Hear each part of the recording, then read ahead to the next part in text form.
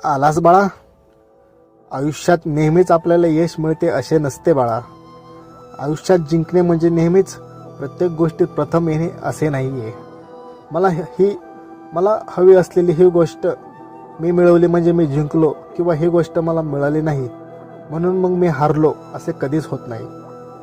तुझ्या दृष्टीने एखादी गोष्ट जिंकलास ती दुसऱ्याच्या दृष्टीने हरलेली असते गोष्ट, आणि तू एखादी हरलेली गोष्ट दुसऱ्याच्या दृष्टीने जिंकलेली असते.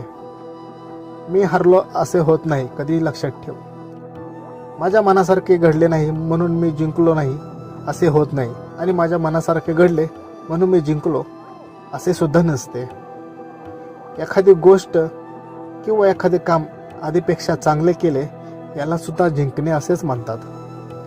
एखाद्या परीक्षेत माझा दुसरा क्रमांक आला पण प्रथम क्रमांक आला नाही म्हणजे मी हरलो असे होत नाही. या उलट तुझी बाकीच्यांना हरवून दुसऱ्या क्रमांकावर आलास याला सुद्धा जिंकणे असेच म्हणतात. तुला जेवढे लागते तेवढेच घेऊन बाकीचे दुसऱ्याला देणे ही आपली संस्कृती आहे. ताटात अर्धी भाकरी असताना त्यातील ही अर्धी भाकरी एखाद्या उपाशी असणाऱ्याला देणे ही आपली संस्कृती आहे. या उलट पोटभर जेवण झाले असूनही सगळं काही मलाच पाहिजे ही विकृती खराब आहे. तुम्ही किती आनंदी आहात याला महत्त्व नाही, तर तुमच्यामुळे किती जण आनंदी आहेत याला जास्त महत्त्व आहे. दुसऱ्याच्या चेहऱ्यावर आनंद आणणारा व्यक्ती स्वतः आयुष्यात कधीही दुःखी राहत नाही.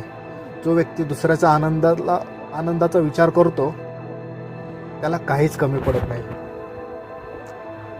बाळा, आपल्या आनंदात तर आपला शत्रूही सोबत असतो, पण जो व्यक्ती आपल्याला आपल्या दुःखातही तेवढ्याच ताकदीने उभा असतो तो खरा मित्र असतो.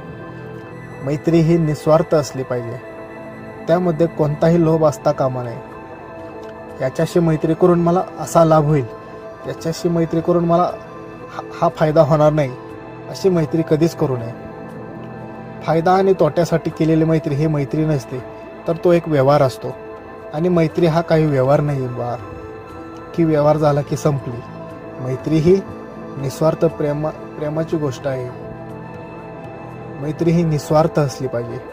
मैत्री ही भक्कम आधाराची असली पाहिजे. माझ्या मित्राला माझी गरज आहे, त्यामुळे कोणी काहीही बोलले तर मी त्याच्याबरोबर कायम उभा राहील या वचनावरती असली पाहिजे.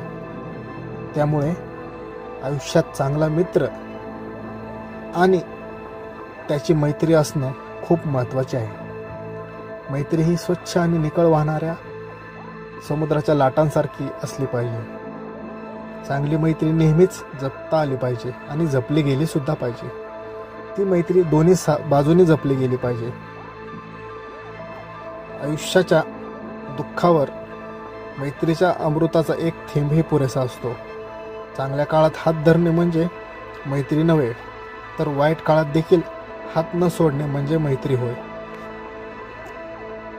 चांगली मैत्री नेहमीच जपली पाहिजे. चांगली मैत्रीच हाच जीवनातील आनंदाचा ठेवा असतो. आयुष्याच्या दुःखावर मैत्रीच्या अमृताचा एक थेंबही पुरेसा असतो.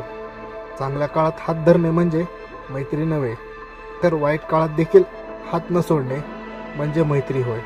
श्री स्वामी समर्थ.